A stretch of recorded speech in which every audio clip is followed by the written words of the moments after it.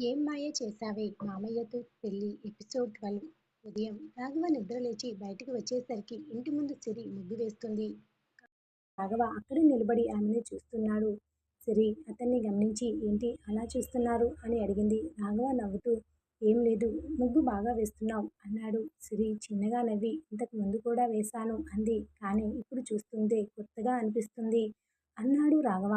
సిరి ఏం సమాధానం చెప్పాలో తెలియక ముగ్గు వేయడం మొదలుపెట్టింది. అంతలో వేణు అక్కడికి వచ్చాడు. రాఘవ మార్కెట్కి వెళ్ళాలి కదా అని అడిగాడు. రాఘవ అవును, 5 నిమిషాల్లో వస్తాను అన్నాడు. సిరి వెంటనే ముందు టిఫిన్ చేసి వెళ్ళండి అంది. రాఘవ ఆమె వైపు చూశాడు. సరే అన్నాడు. వేణు మాత్రం నవ్వుతూ మార్కెట్కు వెళ్ళడం కంటే ముందు టిఫిన్ టైం ముఖ్యమైపోయింది అన్నాడు. రాఘవ అతని వైపు చూసి నువ్వు ముందుగా నీ పని చూసుకో అన్నాడు.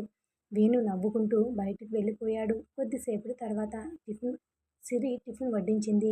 రాఘవ తింటూ చాలా బాగుంది అన్నాడు. సిరి నిజంగానేనా అని అడిగింది. నిజంగానే అన్నాడు రాఘవ. ఆ మాట విన్న సిరి ముఖంలో చిరునవ్వు వచ్చింది. టిఫిన్ అయిపోయాక రాఘవ మళ్ళీ బయటకు వెళ్ళడానికి సిద్ధమయ్యాడు. సిరి గుమ్మం దగ్గరికి వచ్చి త్వరగా వచ్చేయండి అని చెప్పింది. రాఘవ ఒక్కసారిగా ఆగిపోయాడు.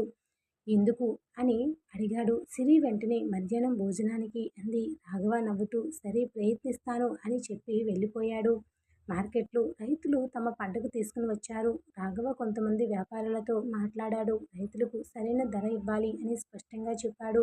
ఒక వ్యాపారి మార్కెట్ ధర ఇంతే, మేము ఇవ్వగలం అన్నాడు. రాఘవ ప్రశాంతంగా మీకు లాభం రావాలి, రైతుకి న్యాయం జరగాలి, ఇద్దరికి ఉపయోగపడే ధర నిర్ణయించుకుందాం అన్నాడు. కొద్దిసేపటి చర్చ తర్వాత ఒక ధరపై అందరూ అంగీకరించారు. రైతుల ముఖాల్లో సంతోషం కనిపించింది. వృద్ధ రైతు రాఘవ దగ్గరికి వచ్చి నువ్వు మా కోసం నిలబడుతున్నావు బాబు అన్నాడు. రాఘవ అతని చేతులు పట్టుకొని మీరు సంతోషంగా ఉంటే చాలు అన్నాడు. అదే సమయంలో సిరి మధ్యాహ్నం భోజనం సిద్ధం చేస్తుంది. లక్ష్మి ఆమెను గమనించి నవ్వుతూ రాఘవ త్వరగా వస్తాడని ఎదురు చూస్తున్నావా అని అడిగింది.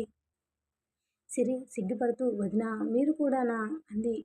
లక్ష్మి నవ్వింది. ఏం చెప్పను, నీ ముఖమే అన్నీ చెప్పేస్తుంది అంది. సిరి ఏమీ మాట్లాడలేదు. కానీ ఆమె ముఖంలో మాత్రం చిరునవ్వు ఆగలేదు. మధ్యాహ్నం రాఘవ ఇంటికి వచ్చాడు. సిరి అతనికి భోజనం వడ్డించింది. రాఘవ తింటూ ఉదయం నువ్వు త్వరగా రమ్మన్నావు కదా అన్నాడు. సిరి వెంటనే నేనా అంది. అవును, మధ్యాహ్నం భోజనానికి అని చెప్పావు అన్నాడు రాఘవ. సిరి నవ్వుతూ అది అందుకే అంది. రాఘవ కూడా నవ్వాడు. ఇద్దరి మధ్య చిన్న మాటలు ఇప్పుడు వాళ్ళిద్దరికీ చాలా సహజంగా మారుతున్నాయి. కానీ ఆ సమయంలో ఊరిలో మరో సమస్య మొదలైంది. రైతులు మార్కెట్కి తీసుకెళ్లిన పంటలో కొంతమంది రైతుల ధాన్యంలో తూకాలంలో తేడా కనిపించింది. వాళ్ళు రాఘవ దగ్గరకు మళ్ళీ వచ్చారు. రాఘవ మా ధాన్యం తక్కువగా తూచారు అని ఒక రైతు చెప్పాడు. రాఘవ వెంటనే ఎక్కడ తూశారు అని అడిగాడు. మార్కెట్లో అన్నాడు రైతు. రాఘవ కాసేపు ఆలోచించి సరే నేను వచ్చి చూస్తాను అన్నాడు. అంతలో అతను లేచి బయటకు వచ్చాడు. సిరి అతని వైపు చూస్తూ నిలబడిపోయింది. ఇక మళ్ళీ ఒక సమస్య. రాఘవ ముందడుగు. కానీ ఈసారి ఆ సమస్య వెనుక ఎవరి నిర్లక్ష్యం ఉందో తెలుసుకోవాల్సి ఉంది. రాఘవ మార్కెట్కి చేరుకునేసరికి కొంతమంది రైతులు అక్కడే నిలబడి ఉన్నారు. వాళ్ళ ముఖాల్లో ఆందోళన కనిపించింది. రాఘవ వాళ్ళ దగ్గరికి వెళ్ళి ఎవరి ధాన్యాల్లో తేడా వచ్చింది అని అడిగాడు.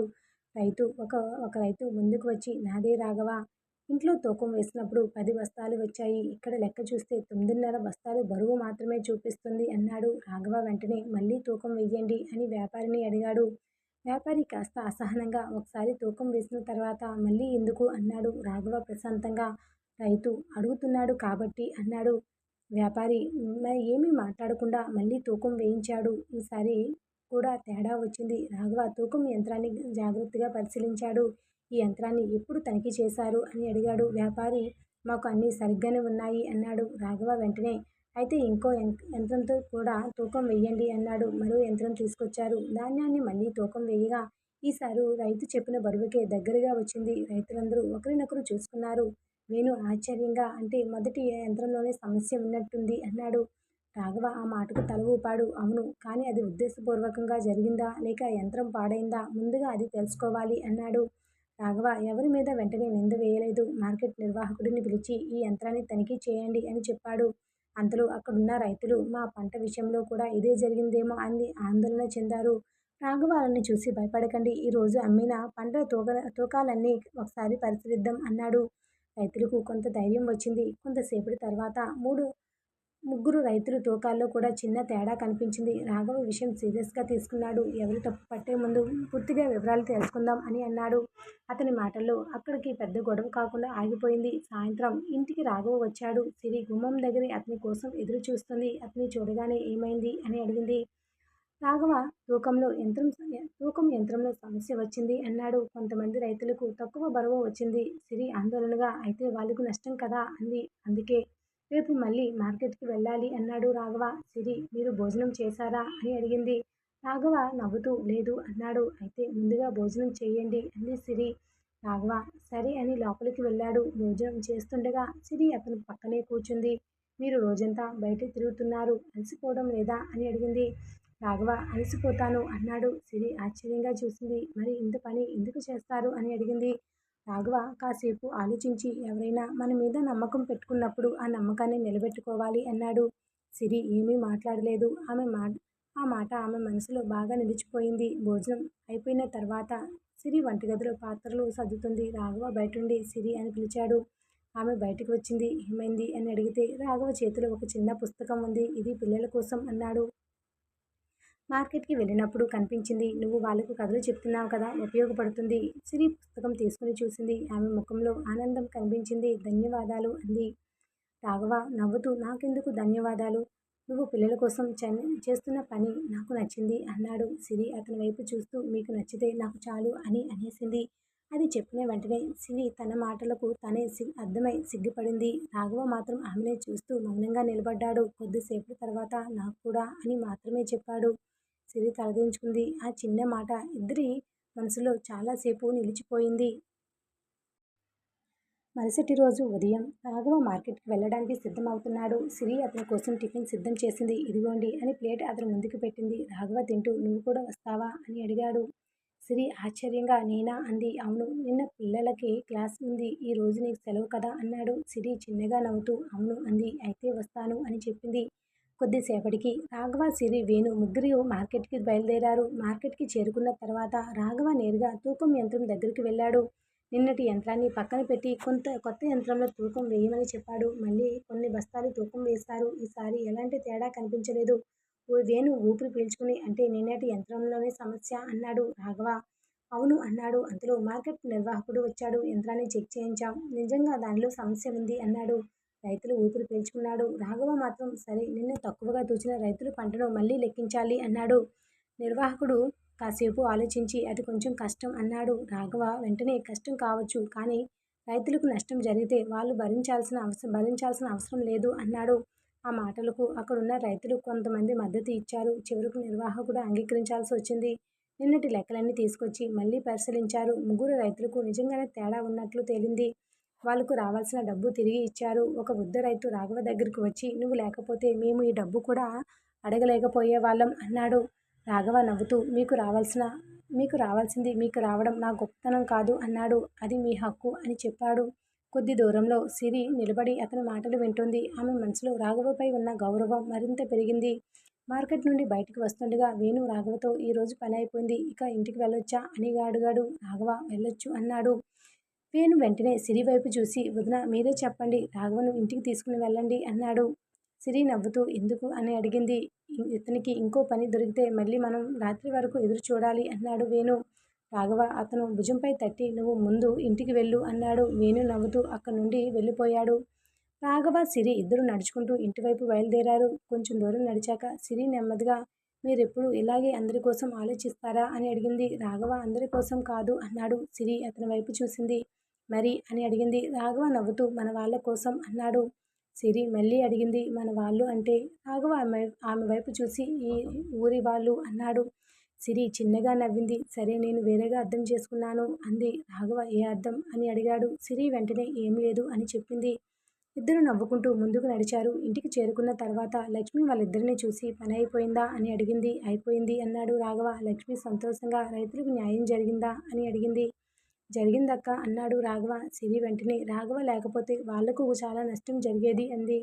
లక్ష్మి రాఘవ వైపు చూసి నవ్వింది. నీ మీద అందరికీ నమ్మకం పెరుగుతుంది అంది. రాఘవ నమ్మకం పెరగడం కంటే ఆ నమ్మకాన్ని నిలబెట్టుకోవడం ముఖ్యం అన్నాడు. సిరి మౌనంగా అతని వైపు చూసింది. ఆమెకు మాత్రం ఇప్పుడు రాఘవ కేవలం తన భర్తగా మాత్రమే కాకుండా తాను గౌరవించే ఒక మంచి వ్యక్తిగా కూడా మారుతున్నాడు. సాయంత్రం సిరి పిల్లలకు చెప్పడానికి కొత్త కథ రాస్తూ కూర్చుంది. కథలోని ప్రధాన పాత్ర ఊరి కోసం ఎప్పుడూ ముందుండే వ్యక్తి. కథ రాస్తున్నప్పుడు ఆమెకు తెలియకుండానే రాఘవ ముఖం గుర్తొచ్చింది. చిన్న చిరునవ్వుతో ఇది మాత్రం నీదే కదా అని తనలో తానే అనుకుంది. మరుసటి రోజు సాయంత్రం సిరి స్కూల్కి వెళ్ళేసరికి పిల్లలంతా ఆమె కోసం ఎదురు చూస్తున్నారు. సిరి అక్క, ఈరోజు కథ చెప్పాలి అని ఒక పిల్లవాడు అడిగాడు. సిరి నవ్వుతూ, ఈరోజు కథ కంటే ముందు మీకు చిన్న పని ఉంది అంది. పిల్లలంతా ఆసక్తిగా ఆమె వైపు చూశారు.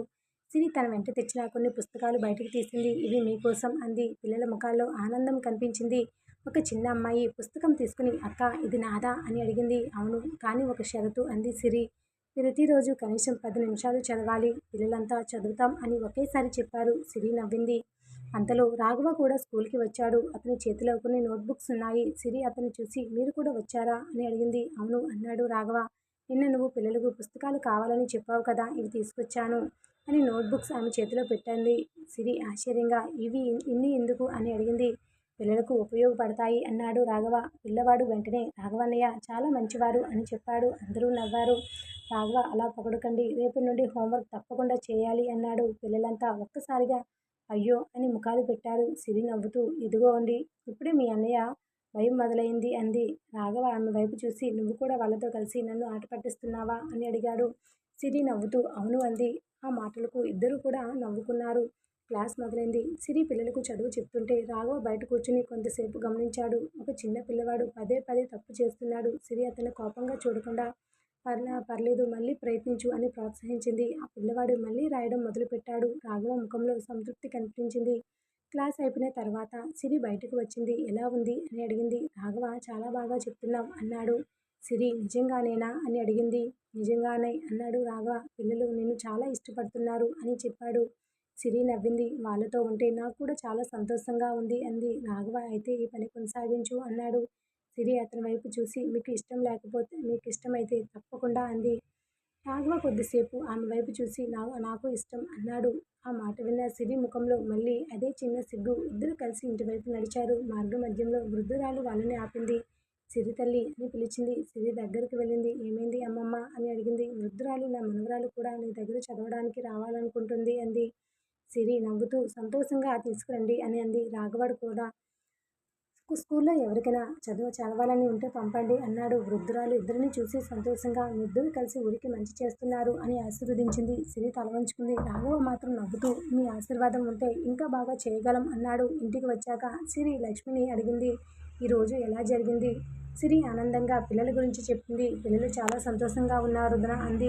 నీకు నచ్చిన పని చేస్తున్నావంటే నాకు సంతోషమే అంది. రాఘవ కూడా అక్కడే నిలబడి వాళ్ళ మాటలు వింటున్నాడు. అతని ముఖంలో చిరునవ్వు కనిపించింది. ఆ రాత్రి సిరి తన పుస్తకాలను సర్దుకుంటూ ఉండగా రాఘవ అక్కడికి వచ్చాడు. రేపు స్కూల్కి వెళ్తావా అని అడిగాడు. వెళ్తాను అంది సిరి. రాఘవ, నేను కూడా వస్తాను అన్నాడు. సిరి ఆశ్చర్యంగా, ఎందుకు అని అడిగింది. రాఘవ నవ్వుతూ, పిల్లల కోసం మరో పని చేయాలని ఉంది అన్నాడు. ఏంటి అని అడిగింది సిరి. రాఘవ సమాధానం చెప్పకుండా రేపు తెలుస్తుంది అన్నాడు.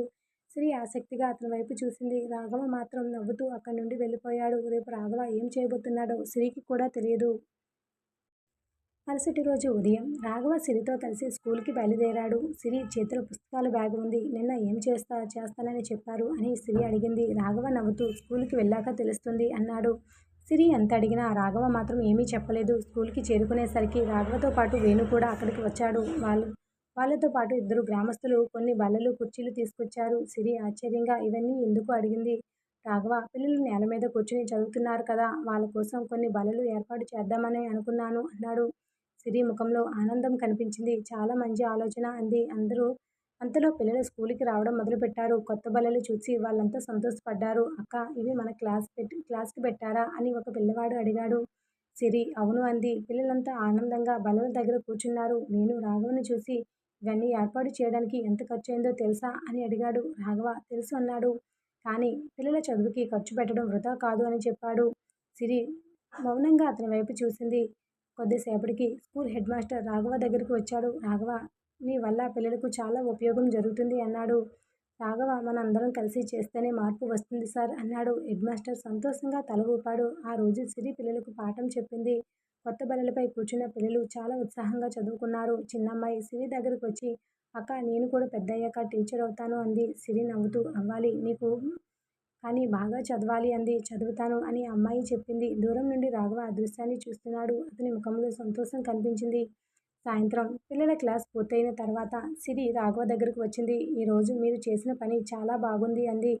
రాఘవ, నువ్వు పిల్లల కోసం ఇంత శ్రద్ధగా పనిచేస్తున్నావు కదా, అందుకే వాళ్లకు ఇంకా ఏదైనా చేయాలనిపించింది అన్నాడు. సిరి మెల్లగా, మీరు నా పని గురించి ఇంతగా ఆలోచిస్తున్నారని అనుకోలేదు అంది. రాఘవ ఆమె వైపు చూసి, నువ్వు సంతోషంగా ఉంటే నాకు కూడా సంతోషమే అన్నాడు. సిరి ఒక్కసారిగా మౌనంగా నిలబడిపోయింది. రాఘవ కూడా ఏమీ మాట్లాడలేదు. కొద్దిసేపటి తర్వాత ఇంటికి వెళ్దామా అని అడిగాడు. సిరి తల ఊపింది. ఇద్దరూ కలిసి నడవడం మొదలుపెట్టారు. మార్గమధ్యంలో సిరి నెమ్మదిగా, మీకు ఒక విషయం చెప్పాలి అంది. రాఘవ ఏంటి అని అడిగాడు. సిరి కొద్దిసేపు ఆలోచించి, మిమ్మల్ని పెళ్లి చేసుకున్నప్పుడు అని మొదలుపెట్టి ఆగిపోయింది. రాఘవ ఆమె వైపు చూశాడు. ఇప్పుడు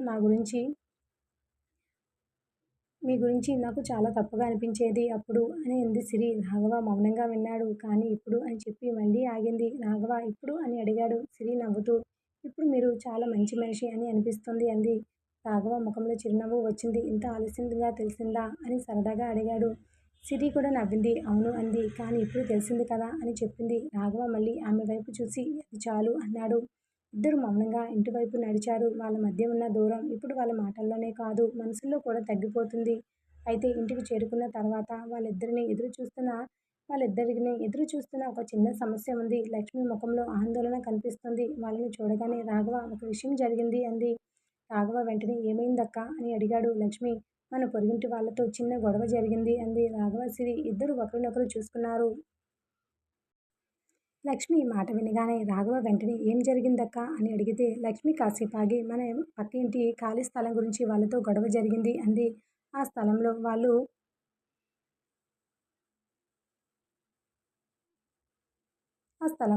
కొన్ని సామాన్లు పెట్టారు. మన ఇంటి దారి కూడా కొంచెం ఇబ్బందిగా మారింది అని చెప్పింది. రాఘవ వాళ్ళతో మాట్లాడారా అని అడిగాడు. మాట్లాడాను, కానీ వాళ్ళు వినటం లేదు అంది లక్ష్మి. సిరి కూడా దగ్గరికి వచ్చి, అంత చిన్న విషయానికి గొడవ ఎందుకు వదినా అంది లక్ష్మి. నేను కూడా అదే చెప్పాను, కానీ వాళ్ళు కోపంగా మాట్లాడారు అంది. రాఘవ ప్రశాంతంగా, నేను ముందు వెళ్ళి మాట్లాడదాం అన్నాడు. అతను బయటికి నడిచాడు. సిరి కూడా అతని వెంట వెళ్ళింది. పక్కింటి దగ్గరికి వెళ్ళేసరికి అక్కడ ఇద్దరు వ్యక్తులు నిలబడి ఉన్నారు. రాఘవ వాళ్ళ దగ్గరికి వెళ్ళి, ఏమైంది అన్నా అని ప్రశాంతంగా అడిగాడు. వాళ్ళలో ఒకరు, మేము మా సామాన్లు మా స్థలంలోనే పెట్టుకున్నాం అన్నాడు. రాఘవ చుట్టూ చూశాడు. ఈ స్థలం మీద మీకు హక్కు ఉందా అని అడిగాడు అతను. మా తాతల కాలం నుండి మేమే వాడుకుంటున్నాం అన్నాడు. రాఘవ వెంటనే గొడవ పడకుండా, అయితే పత్రాలు ఉన్నాయా అని అడిగాడు. అతను కాసేపు మౌనంగా ఉండిపోయాడు. మరొక వ్యక్తి, పత్రాలు ఇంట్లో ఉన్నాయి అన్నాడు. రాఘవ, సరే ఎవరూ తొందరపడకండి, రేపు పంచాయతీ రికార్డులు కూడా చూసి ఎవరి స్థలం అనేది తెలుసుకుందాం అన్నాడు. అతని మాటలకు వాళ్ళు కాస్త శాంతించారు. అంతవరకు సామాన్లు దారికి అడ్డంగా పెట్టకండి అని రాఘవ చెప్పాడు. వాళ్ళు దానికి అంగీకరించారు. ఇంటికి వస్తూ సిరి రాఘవతో, మీరు ఎవరి వైపు కూడా నిలబడకుండా మాట్లాడారు అంది. రాఘవ నవ్వుతూ, మన వాళ్ళు తప్పు చేసినా తప్పేనని చెప్పాలి, పక్క వాళ్ళు తప్పు చేసినా అదే చెప్పాలి అన్నాడు. సిరి అతని వైపు చూస్తూ, అందుకేనా మీరందరూ మీ మాట వింటారేమో అంది. రాఘవ మాట వినడం కంటే మాట అర్థం చేసుకోవడం ముఖ్యం అన్నాడు. ఇంటికి వచ్చిన తర్వాత లక్ష్మి వాళ్ళ దగ్గరికి వచ్చింది. ఏమైంది అని అడిగింది. రాఘవ రేపు రికార్డులు చూసి నిర్ణయం తీసుకుందాం అన్నాడు. లక్ష్మి ఊపిరి పీల్చుకుని సరే అంది. సిరి మాత్రం రాఘవ వైపు చూస్తూ ఉంది. ఇంత చిన్న విషయాన్ని కూడా గొడవగా మార్చకుండా పరిష్కరించిన విధానం ఆమెకు నచ్చింది. కొద్దిసేపటి తర్వాత వంటగదిలో సిరి భోజనం సిద్ధం చేస్తుంది. రాఘవ అక్కడికి వచ్చాడు. నేనేమైనా సహాయం చేయగలనా అని అడిగాడు. సిరి నవ్వుతూ, ఈరోజు మీరు చాలా పనులు చేశారు, ఇప్పుడు కూర్చోండి అంది. రాఘవ నాకు పని చేయడం అలవాటే అన్నాడు. సిరి అయితే ఒక పని చేయండి అంది. ఏంటి? అక్కడ కూర్చుని నాతో మాట్లాడండి అంది. రాఘవ ఒక్కసారిగా ఆమె వైపు చూశాడు. సిరి కూడా తన మాటలు గుర్తొచ్చి సిగ్గుపడింది. అంటే భోజనం అయ్యే వరకు అని వెంటనే సరిదిద్దుకుంది. రాఘవ నవ్వుతూ సరే అని కూర్చున్నాడు. ఇద్దరు సాధారణ విషయాలు మాట్లాడుకుంటూ ఉండిపోయారు. సిరి స్కూల్ పిల్లల గురించి చెప్తుంది. రాఘవ మార్కెట్లో జరిగిన విషయాల గురించి చెప్తున్నాడు. వారిద్దరి మాటల్లో ఎప్పుడు ఇలాంటి మొహమాటం లేదు. అంతలో బయట నుండి వేణు గొంతు వినిపించింది. రాఘవ! రాఘవ లేచి బయటికి వెళ్ళాడు. వేణు చేతిలో ఒక కాగితం ఉంది. పంచాయతీ రికార్డులు తీసుకొచ్చాను అన్నాడు. రాఘవ కాగితాలు తీసుకుని చూశాడు. అది చూసిన తర్వాత అంటే స్థలం అని ఆగిపోయాడు. వేణు ఏమైంది అని అడిగాడు. రాఘవ ప్రశాంతంగా, రేపు ఉదయం అందరి ముందు మాట్లాడదాం అన్నాడు. ఇంట్లో నుండి సిరి వాళ్ళ మాటలు వింటుంది. రాఘవ ముఖంలో ఆలోచన కనిపించింది. ఈసారి ఇంటి పెద్ద సమస్యగా మారకూడదని అతను నిర్ణయించుకున్నాడు.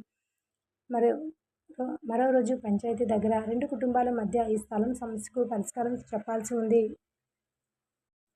పంచాయతీ కార్యాలయం దగ్గర రెండు కుటుంబాలు చేరుకున్నాయి. రాఘవ కూడా అక్కడికి వచ్చాడు. ఈయన దగ్గర ఉన్న పత్రాలను తీసుకుని ముందు రెండు వైపులా వాళ్ళు ప్రశాంతంగా మాట్లాడండి అన్నాడు. పక్కింటి వ్యక్తి తన దగ్గర ఉన్న పాత పత్రాలను చూపించాడు. రాఘవ వాటిని పరిశీలించాడు. తర్వాత పంచాయతీ రికార్డులో ఉన్న వివరాలు చూశాడు. కొద్దిసేపు ఏమీ మాట్లాడకుండా రెండు పత్రాలను పక్కపక్కన పెట్టి చూశాడు. ఇక్కడే సమస్య ఉంది అన్నాడు. అందరూ రాఘవ వైపు చూశారు. ఖాళీ స్థలంలో కొంత భాగం మీ ఇంటి హద్దుల్లో ఉంది అని పక్కింటి వాళ్ళకి చెప్పాడు. కానీ మిగతా భాగం పంచాయతీది దారి అన్నాడు పక్కింటి వ్యక్తి. వెంటనే అయితే మేము పెట్టిన సామాన్లు అని అడిగాడు. రాఘవ అది దారి మీద పెట్టకూడదు అన్నాడు. కానీ మీ ఇంటి హద్దుల్లో ఉన్న భాగంలో మీరు పెట్టుకోవచ్చు అని స్పష్టంగా చెప్పాడు. అతను కాసేపు ఆలోచించి సరే అన్నాడు. లక్ష్మి కూడా అక్కడికి వచ్చింది. రాఘవ ఆమె వైపు చూసి అక్క మన ఇంటి దారి కూడా కొంచెం ఇరుకుగా ఉంది కదా అన్నాడు. లక్ష్మి తల ఊపింది. రాఘవ వెంటనే అయితే మనం కూడా మన సామాన్ల దారికి అడ్డంగా పెట్టకూడదు అన్నాడు. లక్ష్మి సరే అని అంది. అది విన్న పక్కింటి వాళ్ళు కూడా మేము కూడా ఇకపై దారిలో పెట్టము అన్నారు. ఆ చిన్న గొడవ పెద్ద సమస్యగా మారకుండా పరిష్కారం అయింది. అక్కడున్న ఓ పెద్దాయన రాఘవ నువ్వు ఇరువైపులా తప్పు ఎక్కడుందో చెప్పావు, అందుకే గొడవ ఆగింది అన్నాడు. రాఘవ నవ్వుతూ మన ఊరిలో ఎవరి మధ్య గొడవలు ఎక్కువ కాలం ఉండకూడదు అన్నాడు. సిరి కూడా అక్కడే నవ్వుతూ అతన్ని గమనిస్తోంది. రాఘవ ఆమెపై మరింత గౌరవం కలిగింది. ఆమెకు రాఘవపై మరింత గౌరవం కలిగింది. అందరూ వెళ్ళిపోయిన తర్వాత సిరి రాఘవ దగ్గరకు వచ్చింది. మీరు నిజంగా చాలా ఓపికగా మాట్లాడారు అంది. రాఘవ నవ్వుతూ ఓపిక లేకపోతే పంచాయతీ ఎలా చేస్తాను అన్నాడు. సిరి కానీ మీ ఇంటి వాళ్ళ విషయంలో కూడా మీరు అదే విధంగా మాట్లాడారు అంది. రాఘవ మనవాళ్ళైనా పరాయి వాళ్ళైనా న్యాయం ఒకటే అన్నాడు. సిరి మౌనంగా అతని వైపు చూసింది. కొద్దిసేపటి తర్వాత మీరు ఇలా మాట్లాడుతుంటే అని ఆగిపోయింది. రాఘవ ఏంటి అని అడిగాడు. సిరి నవ్వుతూ ఏం లేదు అని మాట మార్చేసింది. ఇద్దరు ఇంటివైపు నడిచారు. మార్గ మధ్యలో చిన్న పిల్లవాడు పరిగెత్తుకుంటూ వచ్చాడు. రాఘవన్నయ్య అని పిలిచాడు. రాఘవ ఆగిపోయాడు. ఏమైంది అని అడిగాడు. పిల్లవాడు సిరి అక్క రేపు స్కూల్కి వస్తారా అని అడిగాడు. సిరి నవ్వుతూ వస్తాను అంది. పిల్లవాడు సంతోషంగా పరిగెత్తుకుంటూ వెళ్ళిపోయాడు. రాఘవ సిరిని చూసి పిల్లలకి నువ్వంటే చాలా ఇష్టం అన్నాడు. సిరి నాకు కూడా వాళ్ళంటే చాలా ఇష్టం అని అంది. అందుకే రేపు వాళ్ళ కోసం చిన్న కార్యక్రమం పెట్టాలి అనుకుంటున్నాను అంది. రాఘవ ఏ కార్యక్రమం అన్నాడు. పిల్లలు తమకు నచ్చిన విషయం గురించి మాట్లాడాలి. ఎవరు బాగా మాట్లాడతారో వాళ్ళకి చిన్న బహుమతి ఇద్దాం అంది. రాఘవ వెంటనే మంచి ఆలోచన అన్నాడు. బహుమతులు నేను తీసుకొస్తాను అన్నాడు. సిరి ప్రతిదీ మీరే చూసుకుంటారా అని నవ్వింది. రాఘవ నువ్వు పిల్లలను చూసుకుంటావు, నేను మిగతాది చూసుకుంటాను అన్నాడు. సిరి మెల్లగా సరే అంది. ఇద్దరు ఇంటికి చేరుకున్నారు. అక్కడ లక్ష్మి వాళ్ళ కోసం ఎదురు చూస్తుంది. రేపు స్కూల్లో ఏదో కార్యక్రమం అంటున్నారు ఏంటి అని అడిగింది. సిరి నవ్వుతూ అవును వదినా అని చెప్పింది. అయితే పిల్లలకు మంచి రోజు వచ్చింది అంది. రాఘవ కూడా అవునక్క అన్నాడు. ఆ రాత్రి సిరి పిల్లల కోసం కార్యక్రమానికి కావలసిన విషయాలు రాసుకుంటూ కూర్చుంది. రాఘవ కూడా పక్కనే కూర్చుని బహుమతుల గురించి ఆలోచిస్తున్నాడు. ఇద్దరు కలిసి పిల్లల కోసం చిన్న కార్యక్రమాన్ని సిద్ధం చేయడం మొదలుపెట్టారు. వాళ్ళిద్దరికీ తెలియకుండా ఇలా కలిసి ప్రతి పని వాళ్ళ మధ్య ఉన్న బంధాన్ని మరింత దగ్గర చేస్తోంది. మరుసటి రోజు ఉదయం సిరి తెల్లవారుజామునే లేచింది. పిల్లల కోసం కావాల్సిన వస్తువులన్నీ ఒకసారిగా చూసుకుంది. అంతలో రాఘవ బయటికి వచ్చాడు. అన్నీ సిద్ధమయ్యాయా అని అడిగాడు. సిరి అవును కానీ పిల్లలకి బహుమతులు అని చెప్పగానే రాఘవ చేతిలో కొన్ని చిన్న చిన్న సంచులను చూపించాడు. అవి కూడా సిద్ధమే అన్నాడు. సిరి సంచిని తీసుకుని చూసింది. అందులో పుస్తకాలు పెన్నులు ఉన్నాయి. ఇవన్నీ చాలా బాగున్నాయి అంది. రాఘవ పిల్లలకు ఉపయోగపడే వాటినే తీసుకున్నాను అన్నాడు. ఇద్దరూ కలిసి స్కూల్కి బయలుదేరారు. స్కూల్కి చేరుకునేసరికి పిల్లలంతా ఉత్సాహంగా ఉన్నారు. హెడ్ మాస్టర్ కూడా వచ్చారు. సిరి పిల్లలను ఒక చోట కూర్చోబెట్టి ఈరోజు ప్రతి ఒక్కరూ తమకు నచ్చిన విషయం గురించి 2 నిమిషాలు మాట్లాడాలి అని చెప్పింది. ఒక పిల్లవాడు వెంటనే నేనే ముందు మాట్లాడతాను అన్నాడు. అందరూ నవ్వారు. మొదట ఒక చిన్న అమ్మాయి ముందుకు వచ్చింది. నేను పెద్దయ్యాక డాక్టర్ అవ్వాలని ఉంది అని ధైర్యంగా చెప్పింది. అందరూ చప్పట్లు కొట్టారు. తర్వాత ఒక అబ్బాయి నేను రైతునవుతాను అన్నాడు. రాఘవ అతని మాట విని సంతోషంగా నవ్వాడు. ఎందుకు రైతువవుతావు అని అడిగాడు. పిల్లవాడు రైతులు పంట పండిస్తారు కాబట్టి అందరూ తినగలుగుతారు అని అన్నాడు. రాఘవ అతని వైపు చూసి అతని తలపై చెలివేసి చాలా మంచి సమాధానం అన్నాడు. అలా ఒక్కొక్క పిల్లవాడు తన ఆశయం గురించి చెప్పాడు. చివర్లో సిరి ఒక చిన్న ఆట పెట్టింది. పిల్లలందరినీ 2 జట్లుగా విభజించింది. వాళ్ళకు సాధారణ ప్రశ్నలు అడిగింది. పిల్లలంతా ఉత్సాహంగా సమాధానాలు చెప్పారు. రాఘవ కూడా అప్పుడప్పుడు వాళ్ళను ఆట పట్టించాడు. ఒక ప్రశ్నకు పిల్లవాడు తప్పు సమాధానం చెప్పగానే రాఘవ నవ్వుతూ పర్లేదు తప్పు చేయడం కూడా నేర్చుకోవడంలో భాగమే అన్నాడు. సిరి అతని వైపు చూసి నవ్వింది. చివరికి గెలిచిన పిల్లలు రాఘవకు బహుమతులు ఇచ్చాడు. అయితే ఓడిపోయిన పిల్లలందరికీ కూడా పుస్తకాలు ఇచ్చాడు. ఒక పిల్లవాడు ఆశ్చర్యంగా మేము గెలవలేదు కదా అని అడిగాడు. రాఘవ నవ్వుతూ గెలవడం ఒక్కటే ముఖ్యం కాదు, పాల్గొనడం కూడా ముఖ్యం అన్నాడు. ఆ మాటకు హెడ్ మాస్టర్ సంతోషంగా తల ఊపి కార్యక్రమం పూర్తయ్యాక పిల్లలంతా రాఘవ సిరి చుట్టూ చేరారు. మళ్ళీ ఇలాంటి కార్యక్రమం పెట్టాలి అని అందరూ అడిగారు. సిరి తప్పకుండా అని మాట ఇచ్చింది. పిల్లలు వెళ్ళిపోయిన తర్వాత సిరి స్కూల్ ప్రాంగణాన్ని చూస్తూ నిలబడింది. ఈరోజు చాలా సంతోషంగా ఉంది అంది. రాఘవ నువ్వు కూడా సంతోషంగా ఉంటే చాలు అన్నాడు. సిరి అతని వైపు చూసింది. మీరు ప్రతిసారి అదే మాట ఎందుకంటారు అని అడిగింది. రాఘవ నవ్వుతూ ఎందుకంటే అదే నిజం అన్నాడు. సిరి ఏమీ మాట్లాడలేదు. ఆ మాట ఆమె మనసులోకి వెళ్ళిపోయింది. ఇంటికి తిరిగి వస్తూ వాళ్ళిద్దరూ మౌనంగా నడుస్తున్నారు. కొంచెం దూరం వెళ్ళాక సిరి నెమ్మదిగా రాఘవ అని పిలిచింది. రాఘవ వెంటనే ఆమె వైపు ఆగాడు. ఏంటి అని అడిగాడు. సిరి కాసేపు అతని వైపు చూస్తూ మీతో ఒక విషయం మాట్లాడాలి అంది. రాఘవ చెప్పు అన్నాడు. సిరి మెల్లగా మీరు నా జీవితంలోకి వచ్చిన తర్వాత అని చెప్పి ఆగిపోయింది. రాఘవ ఆమె వైపు చూస్తూ ఉన్నాడు. సిరి మాట పూర్తి చేయలేక ఏం లేదు అని చెప్పింది. మాట మొదలుపెట్టి మధ్యలో ఎందుకు ఆపేశావు అని అడిగాడు రాఘవ. సిరి తల వంచుకుని ఇంటికి వెళ్ళాక చెప్తాను అంది. రాఘవ సరే అని అన్నాడు. ఇద్దరూ ఇంటికి నడవడం మొదలుపెట్టారు. కానీ ఆ సమయంలో సిరికి మాత్రం ఒకే ఒక మాట తిరుగుతుంది. మీరు నా జీవితంలోకి వచ్చిన తర్వాత నా జీవితమే మారిపోయింది. ఆ మాటను రాఘవకు ఎప్పుడు చెప్పాలో ఆమెకే తెలియటం లేదు. ఇంటికి చేరుకునే వరకు సిరి ఒక్క మాట కూడా మాట్లాడలేదు. రాఘవ మాత్రం ఆమెనే గమనిస్తూ ఉన్నాడు. ఇంటికి వెళ్ళగానే లక్ష్మి సిరిని చూసి ఏమైంది, చాలా ఆలోచిస్తూనే ఉన్నావు అని అడిగింది. సిరి వెంటనే ఏం లేదు వదినా అని చెప్పి లోపలికి వెళ్ళిపోయింది. లక్ష్మి రాఘవ వైపు చూసింది. ఏమైంది అని అడిగింది. రాఘవ నవ్వుతూ నాకు తెలియదక్క అన్నాడు. ఏదో చెప్పాలని అనుకుంది కానీ చెప్పలేదు అని చెప్పి బయటికి వెళ్ళిపోయాడు. ఆ రాత్రి భోజనం అయ్యాక అందరూ తమ గదుల్లోకి వెళ్లారు. సిరి మాత్రం ఇంకా నిద్రపోలేదు. ఆమె మనసులో ఒకటే ఆలోచన, రాఘవకు చెప్పాలా వద్దా అని ఆలోచిస్తూ ఉంది.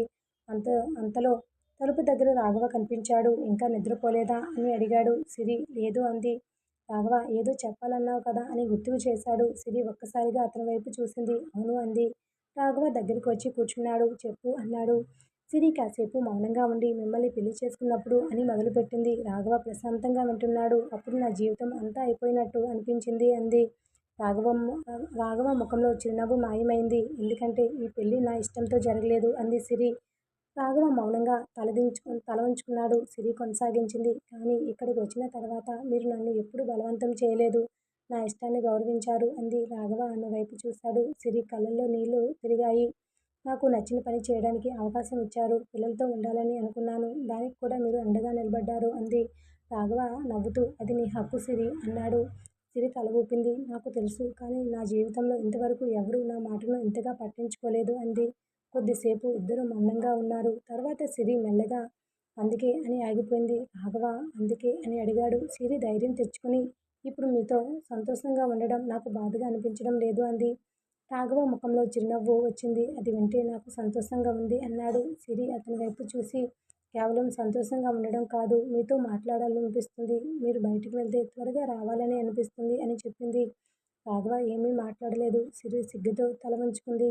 కొద్దిసేపటి తర్వాత రాఘవ నెమ్మదిగా సిరి అని పిలిచాడు. ఆమె తల ఎత్తింది.